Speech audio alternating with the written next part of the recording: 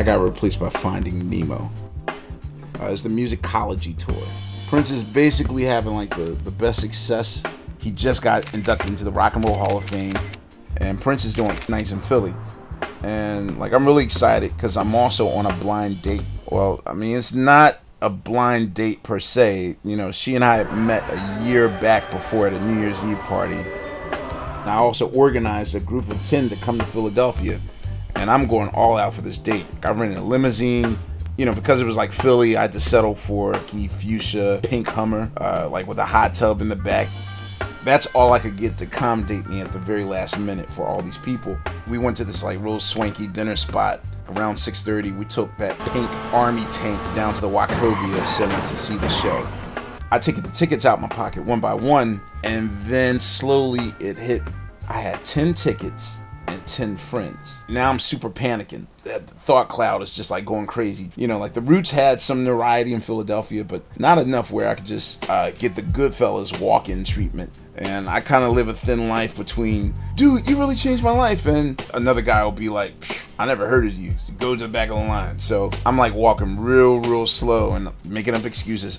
Hang on, guys. Let me make a phone call. You know, I'm like panicking, texting, and suddenly I got a text back from Prince's assistant, and I asked her to meet me at the dock backstage. She was like, you know, the show is sold to the hilt, even the nosebleed. Now I have to sort of muster up the confidence for his assistant to let me in for free. When all of a sudden, like speeding 40 miles per hour around the stadium hallway bend, it's like Prince on a golf cart. Like he's whipping this cart like it's golfing furious.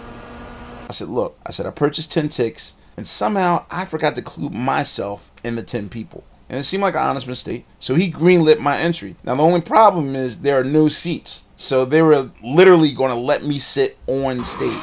I mean, it's weird to be on my first date and she's like in the crowd somewhere watching the show, but I'm sitting like under the stage. And I get a text from his assistant. Prince wants you to throw him a party. And I texted back. It's like 8 p.m. How am I supposed to make this go down? I was DJing regularly in Philly, and I called my business partner, Stacy, to see if she could make some calls to find a club that would host Prince. And then I got another text. He wants to play pool and control the door.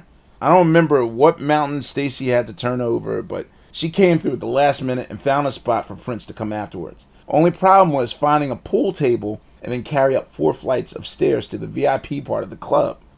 He just commands and what he wishes and clap, clap, and then it's like he knows you know it's an honor to work for him. Anyway, I had to run home and grab my record crates and run them to the club. So knowing how derivative Prince was to James Brown, I just knew he was going to flip over Fela Kuti's music. I was honored to be spinning some records for my idol. So with Prince, like he really wasn't paying attention because he was like pool sharking with deep concentration. He played like his entire horn section and his guitars before he got bored. Next thing I know, he walked over to my booth and he was like, play something else.